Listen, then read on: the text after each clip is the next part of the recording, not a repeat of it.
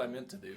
Anyway, here we are, lesson 12 of the second beginner level of the Piano Skills Foundation, and I'm hoping that you've enjoyed working through the first 11 lessons, because this is the final one before you head on to beginner level 3. There's a couple new things in here. You're going to learn an F major scale with a new fingering, and you're going to also learn a new tune, Brahms Lullaby, and we're going to finish up your memorized piece called Getting There. You're going to see me make a few mistakes. I like to leave my mistakes in the videos so that you can see us making mistakes is just a part of the learning process. And I hope that you've enjoyed this part of the series, and I'm hoping that you've also learned how to be patient and not get frustrated when you practice. Make sure you take things nice and slow and enjoy every step of the way. And good luck with this lesson. All right, so on your list for lesson 12, the final lesson of our beginner level 2, you're going to learn a new scale today. You're going to learn an F major scale.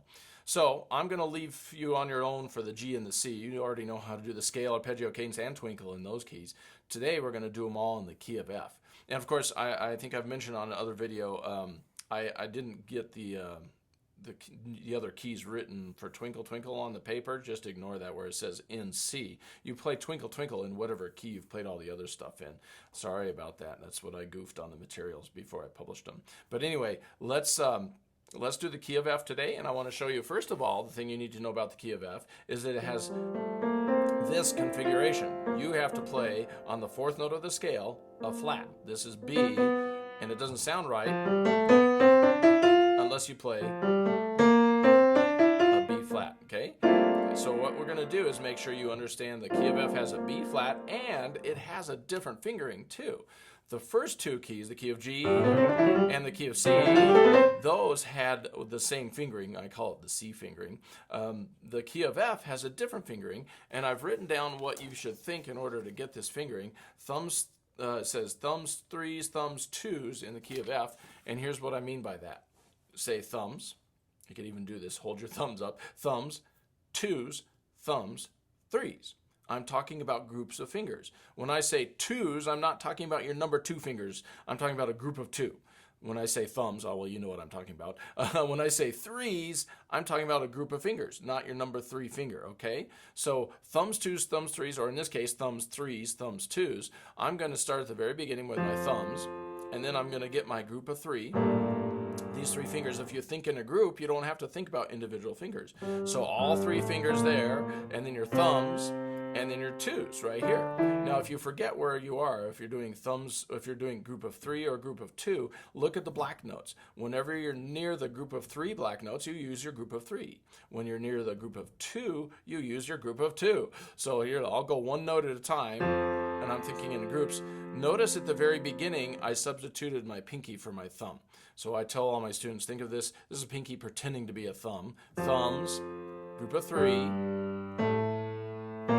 thumbs, and a group of 2, thumbs, my group of 3. You'll notice that in that group of 3, you get to play one of the black notes, the B flat, and then your thumbs, and a group of 2. Now at the top, I have to substitute my 4th finger and right hand for the thumb.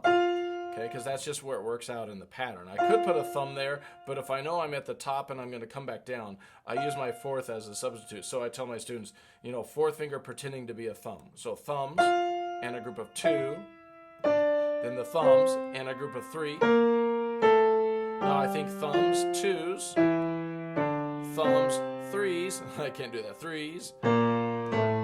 Okay, so now I'm going to turn the metronome on. I'm going to go ahead and do it. It's so simple compared to the C fingering that you could probably get it pretty quick. I'm going to go all the way up to 160, though you probably should start slower. I'm going to give every note 2 beats and do it again. Ready? Thumbs, 3s, thumbs, 2s, thumbs, 3s, thumbs, 2s, thumbs, 2s, thumbs, 3s, thumbs, 2s, thumbs, 3s. Once you're done with that, I'm going to slow this down. I want to show you the arpeggios a little more easy tempo. So in your new 1 chord in the key of F, this is the F chord, the number 1 note. Okay, so that's our 1 chord. It goes F, A, C, F, A, C, F, A, C.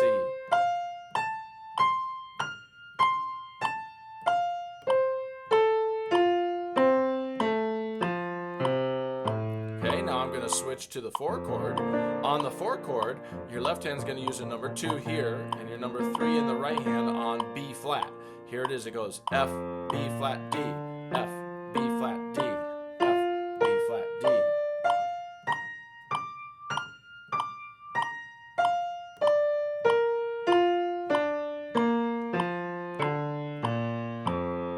Okay, now the 5 chord is E, G, C. Right hand, E, G, C. Your second finger's on that G.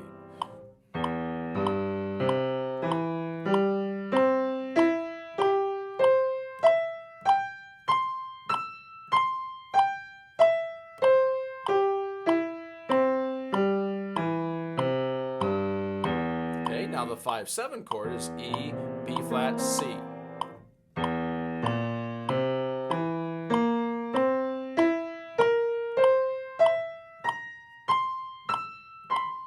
Oh, I was sloppy. Sorry about that. That was the 5-7 chord. Now I'm going to go back and play the 1 chord again.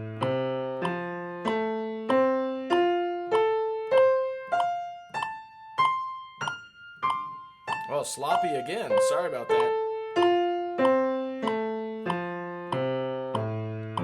Try not to be sloppy on your arpeggios like I just was. I hit a couple up here that were 2 notes at the same time. Now I'm going to jump up an octave for the cadence, which you should do too. It's a little bit muddy down here. The right hand, 1 chord, and then the 4 chord. There's a B flat in it. Back to the 1 chord, and then the 5 chord, then the 5-7. Back to the 1 chord, and now the left hand, 1 chord, 4 chord, back to the 1 chord, then the 5 chord, 5-7, back to the 1 chord, and I add an extra one at the end of both hands, 4 chord, back to the 1 chord, 5 chord, 5-7, back to the 1, 2, 3, 4, 1. Okay, now I'm going to play Twinkle, Twinkle in the key of F.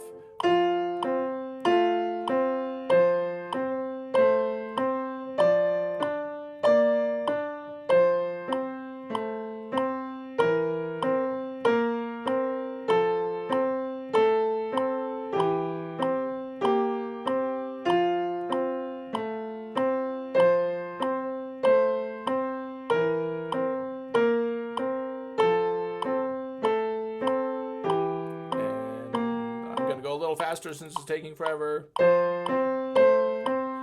we go. You, of course, can keep playing it slow, but I'm sure you don't need to see a slow video.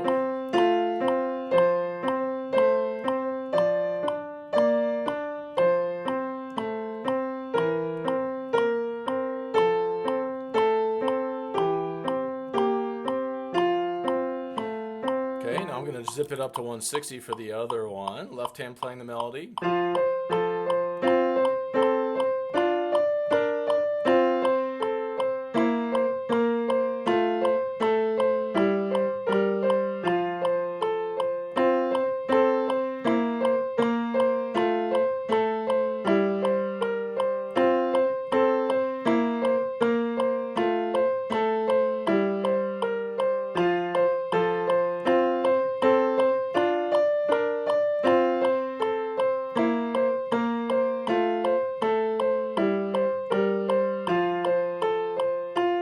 Those were your exercises in the key of F. And as far as tempos go, don't worry about going fast yet. Just go as slow as you need to, but work your way up the dial. At the beginning of the week, you'll be slow. Towards the end of the week, maybe you'll be closer to 160. But remember, do all the keys, G, C, and F, scale, arpeggio, cadence, and twinkle. If you want to do them all each day, that's fine. If you want to just do one each day because it's too time consuming, that would be fine as well. So good luck with that. All right, so the first reading exercise on your list for Lesson 12 is called D minor dance. And there is something new in this that I don't think you've seen before, at least not in this series. There is this thing at the very end. If you play all the way through this, at the end you'll see a DS al fine. What that means, it stands for dal segno al fine, and that means that you look for a sign that you repeat back to. That you remember the DC al fine, which is da capo al fine, which means go back to the beginning. Well, DS, you look for a symbol like this. So you're going to repeat back to this sign. Now, as usual, I think you've gotten used to this by now with these videos. I'm not going to go through each phrase right hand, left hand, both, because you already know how to work like that. And the best thing I think I can do is just play a nice sort of a medium slow tempo through these so you can check your work line by line. Start and stop the video as much as you need to. There is one little thing that I left out that I want you to see on the fingering. For the first line, I wrote 1-5 for your right hand to play these two notes, and I only wrote a 1 for this one, and I want to make sure you realize that it's also a 5. So I'm going to stack a 5 on top of both of those. You probably can't see it very well in the video, but on this chord right here, I put a 1-5, and then I put a 1-5. I forgot to write a 5 in above those before I published the materials for you. So hopefully you can write those in and get them. They're pretty obvious anyway, but just so everything is sort of consistent. Now I'm going to play through the whole thing for you. You're going to practice phrase by phrase. You can divide your practice routine up, starting at the bottom or starting at the top. It doesn't matter. You don't on these pieces now, they're getting a little more difficult. You don't necessarily need to do the entire thing every time you practice, at least not at the beginning. So towards the beginning of the week, you might only get a couple lines, and then towards the end of the week, you'll have the whole thing going. I'm just going to play through the whole thing at a medium speed, how about 104, okay? By the end of the week, hopefully you'll have it up to about 160. But here we go, from the beginning.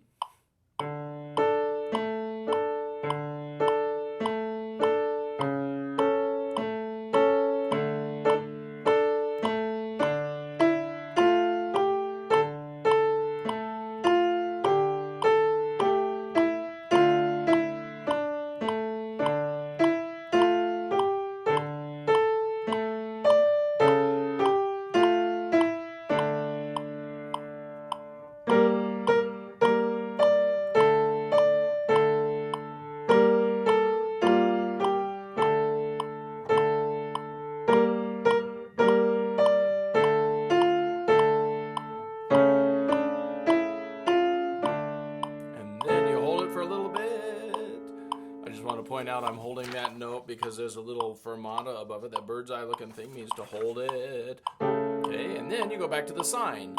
Measure 5.